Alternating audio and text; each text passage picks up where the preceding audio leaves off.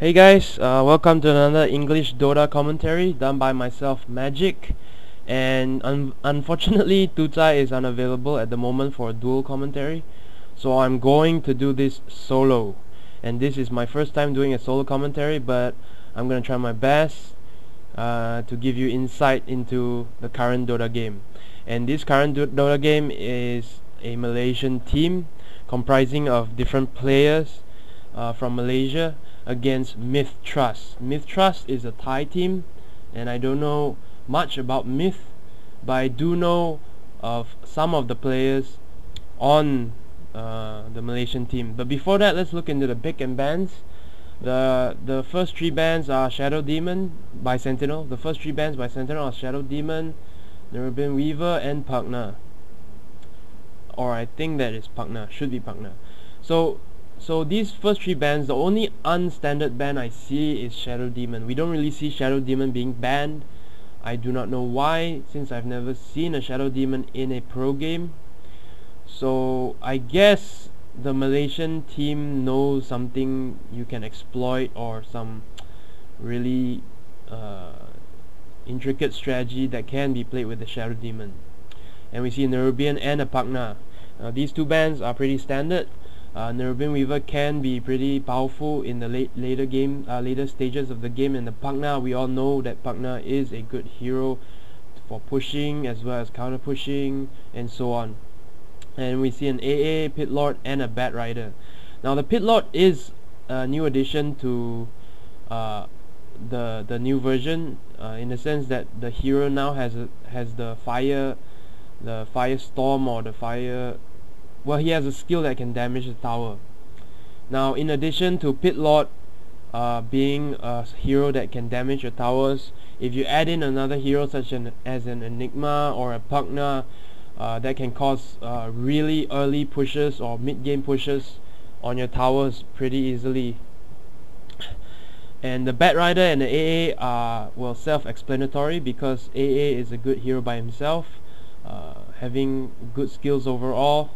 And the Bat Rider is a very good engager, pretty much can engage on any hero, taking out any hero from the team, and, well, basically winning you the engage if played correctly. Now on the Sentinel side, we see them picking the Invoker first pick, the VS, and the Windrunner. Normally you see the Invoker soloing mid, simply because he needs the level advantage or the experience, so that he is effective going into the mid game or the late game. You generally want the Invoker to be as, well, the highest level character in the game when you are approaching late game, because much of his skills are dependent on his levels to be effective. And VS, and then we see VS and Windrunner picked by the Sentinel. These two are really standard heroes that you usually see in pro games. Nothing much to say about VS. VS is a very good support, having very great skills for support: a stun, a swap, terror, giving you vision, as well as a damage aura, pushing towers and helping out in engages. And the Windrunner being a, well, Windrunner is a good laner, can go long lane, can go tri lane as a support on the tri lane, as well as the main laner in the tri lane. Very versatile hero in terms of laning, and a pretty good hero with pretty good spells going into the mid game as well as the late game. And then we see the Scourge picking up the Clockwork, Lich, and the ES. Now these three heroes have, well, they have a sort of a type of synergy where the ES and the Lich, if pulled off correctly, can give the Clockwork a very good initiation path. Well, what I mean by that is the ES can block off your opponent, singling out one enemy hero, and the Clockwork engaging on that hero and taking out that hero, with the Chain Frost forcing the opponents to back off. Now these three picks don't really say much about their picks, and these three heroes really come into play or are defined mainly by the next two picks, which is the SF and the Morphling. The SF is a hero that is really good mid-game, having really good nukes at the mid-game, as well as having the ability to farm really fast and really well from the mid-game to the late-game stage. And the Morphling is no different. The Morphling has his wave and replicate and morph, so the Morphling can survive really well in the mid-game stages to farm. But Morphling is a really strong hero late game, and one of the strongest late game carries you can see in the current Dota game. And the the Chen and the Tormentor is gonna be picked up, are gonna be the follow-up picks by the Sentinel. Now Chen is one of those heroes like an Enigma or an Enchantress where you can go forest.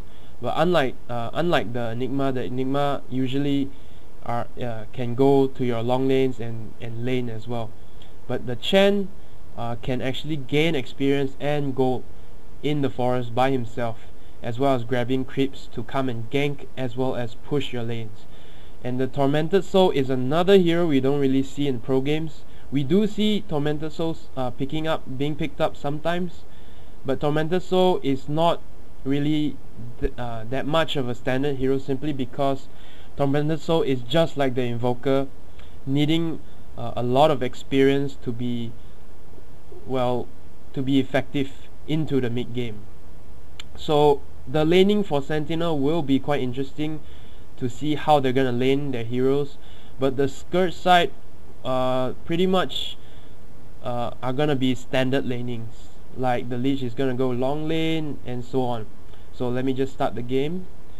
Alright, now Invoker is gonna be played by Too Effing Good, Zuki on Vengeful Spirit, Taking Back My Love on Tormented Soul, and Koi on Chen. Now Koi, I'm sure a lot of you know who Koi is. He has a very good ES and maybe one of the best ES in the world, as we see his performance in the ADC, the SMM and so on. He is a really good ES player. Now in this case, I usually see Koi playing Chen being played by Roy on Scythe.sg rather than Koi. So this will be one of those occasions where I'll be able to see Chen being played by Koi, and we'll see how he plays his Chen and see how he performs with Chen. And the Windrunner on Nick, and the Invoker is going to go bottom. Now we generally see Invoker soloing mid, but I guess in this case it's understandable because Tormented Soul is I think it's more important to level up your Tormented Soul as much as possible, because Tormented Soul in the mid game is more effective than the Invoker if his level is high enough. And then for the Scourge, we're gonna see a tri-lane on the top with the Lich, ES and the Morphling.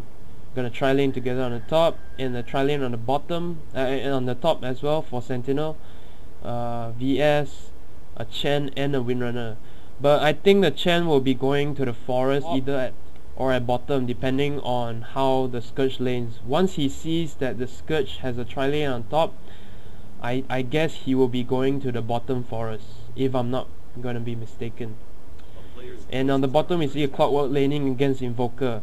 Now Invoker is gonna have pretty much an easier time dealing with a Clockwork than with any other hero, simply because Clockwork is a melee hero.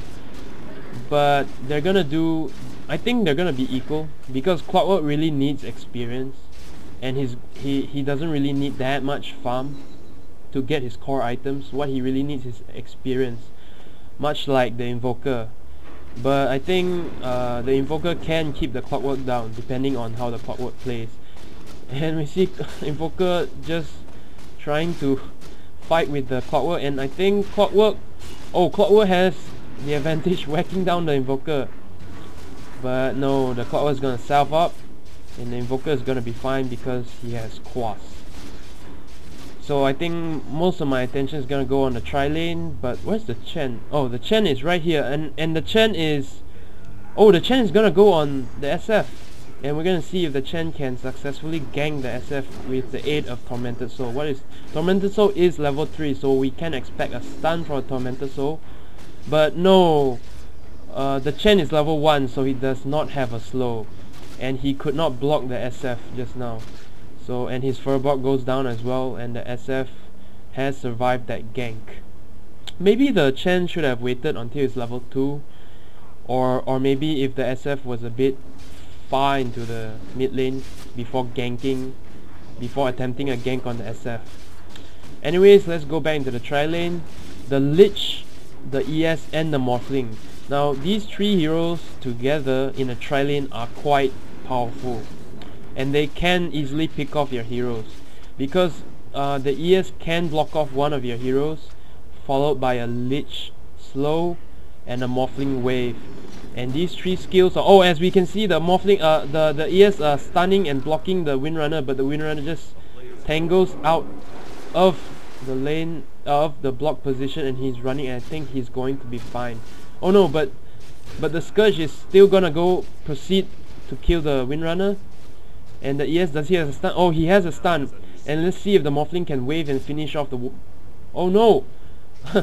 But the wow! And the Lich gets blocked instead, and the Lich goes down. Just now you can see that the Fisher actually blocked the Morphling from waving, gaining access to this part to wave and kill off the Windrunner. And that